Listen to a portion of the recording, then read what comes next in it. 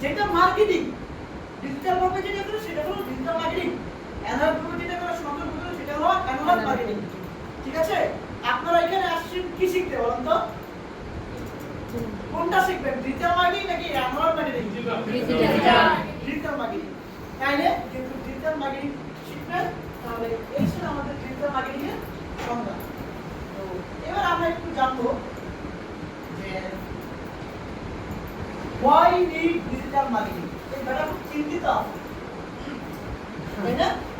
কেন digital marketing প্রয়োজন? কেন আপনি ডিজিটাল মার্কেটিং করবেন? কি হবে এটা দিয়ে, তাই না? এটাই কেন শিখবেন, অন্যগুলো কেন শিখবেন না? এজন্য এটাকে বলা যায় কেন ডিজিটাল মার্কেটিং প্রয়োজন। এটা আমরা একটু এক্সপ্লেইন করব। আমরা শুরুতে যদি একটু দেখি আর ডিজিটাল মার্কেটিং কেন দরকার তা বোঝার জন্য আমরা আরেকটু সহজভাবে একটু দেখি যে কি আছে অ্যাকচুয়ালি। এখানে শুনতে বলছে ইন্টারনেটের মাধ্যমে আপনি সারা বিশ্বের মানুষের কাছে পৌঁছাতে পারেন বা পারবেন। আগে যেখানে বিজ্ঞাপন সীমিত ছিল, এখন ডিজিটাল প্ল্যাটফর্মে কোটি কোটি মানুষকে টার্গেট করা যায়, রাইট? যাই কি না?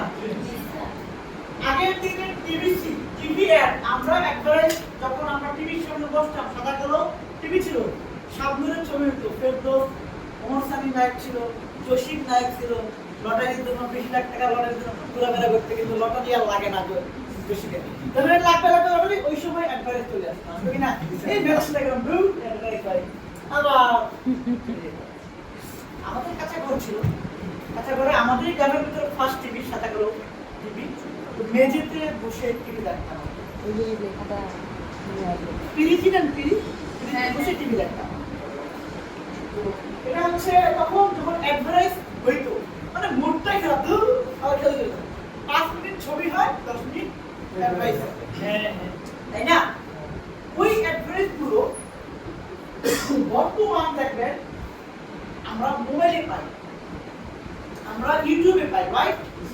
এই যে ইউটিউবে হয়, মোবাইলে হয়, এটি ডিজিটালাইজেশন, এটি বিজ্ঞাপনগুলো আগে যেখানে বিজ্ঞাপন সীমিত ছিল, এখন বিজ্ঞাপন কোটি কোটি মানুষকে খালি করা যায়, মানে টার্গেট অনুযায়ী প্রোডাক্টের বিজ্ঞাপন দেওয়া যায়। যেমন আমি যখন একটা মার্কার লঞ্চ করেছি যেটা কালার হচ্ছে গ্রিন, আমি যদি অনলাইনে ছাড়ি, আমি টার্গেট করে আমার প্রোডাক্টটা প্রচার করতে পারবো যে শুধু গ্রিন মার্কার লাভার যারা তাদের কাছে যাবে, আমাদের বাইরে যাবে না, মানে সময় নষ্ট হবে না। এমনকি যেটাকে বলে ROI, রিটার্ন অফ ইনভেস্টমেন্ট, আপনি যে ইনভেস্টমেন্টটা অনলাইনে করতেছেন এটা রিটার্ন আসবে, ফেরত আসবে, মানে ওই অনুযায়ী সেলস হবে।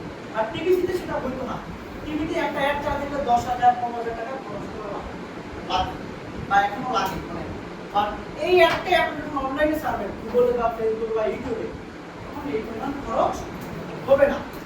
এই খরচের কথাটা এই নেক্সট বলা আছে যে টিভি বা পত্রিকায় বিজ্ঞাপন দেওয়ার জন্য ডিজিটাল মার্কেটিং অনেক সাশ্রয়ী।